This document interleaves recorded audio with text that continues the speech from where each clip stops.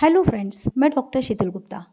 जब बच्चे NEET prepare करके आते हैं तब उन्होंने बॉटनी, जूलॉजी, केमिस्ट्री, फिजिक्स बहुत अच्छे से पढ़ी होती है क्योंकि वो सब्जेक्ट्स 9, 10, 11, 12 से पढ़ रहे हैं। But after the entrance in medical colleges, जब वो डेंटल में, एमबीबीएस में, होम्योपैथिक में एडमिशन्स लेते हैं तो उनका फर्स्ट स्टार्ट होता है सब्जेक्ट एनाटमी, जो कि सबसे डिफ़िकल्ट माना जाता है। और हमारे डेंटल उसमें या हमारे डॉक्टर की बनने में एनाटमी का सबसे बड़ा रोल होता है। बिकॉज एनाटमी में हम पूरी बॉडी के बारे में बताते हैं कि बॉडी में कितनी बोन्स हैं, कहाँ हैं, उनमें रिलेटेड नर्व सप्लाई कौन सी होती है, ब्लड वेसल कौन सी होती है।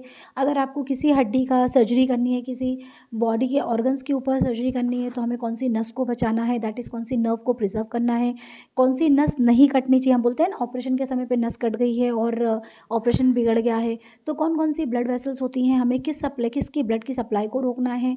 ये सारे मेन टॉपिक्स जो होते हैं वो उसको हम लोग बोलते हैं एनाटमी। और इसीलिए थोड़ा सा बच्चों को ये डिफ़िकल्ट पड़ जाता है कि एनाटमी है क्या चीज़, वो समझ नहीं पाते।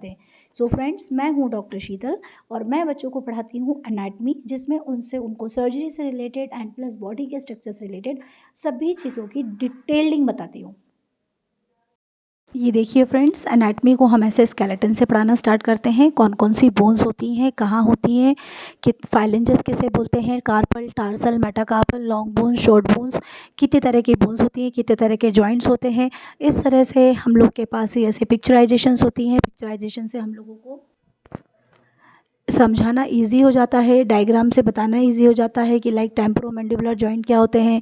हम बोलें कि अगर जबड़े की हड्डी तो टेम्पोरोमैंडिबुलर जॉइंट का स्ट्रक्चर क्या होता है, अगर जबड़े की हड्डी खिसक जाती तो डिसलोकेशन किसे कहते हैं, उनके क्या क्या डिसीज़ हो जाती हैं, क्या क्या प्रॉब्लम हो सकती हैं। इस तरह से बड़े बड़े स्पेस में फ्लैक्सिस को समझा के उनको सब समझाया जाता है। सेंट्रल नर्वस सिस्टम किसे बोलते हैं, लाइक अगर आप आइज़ का देखेंगे तो आइज़ का स्ट्रक्चर क्या होता है। इस तरह से हमारे पास स्पेसिमेंस होते हैं। सी, ये हमारे पास पूरा यूट्रस का स्पेसिमेन है, जिसमें आपको ovary, fallopian tubes, vagina, cervix, ये सब आपको बुक्स में तो बहुत दिखता है, देख सकते हैं। इनफैक्ट आजकल तो यूट्यूब, गूगल्स पे भी होता है।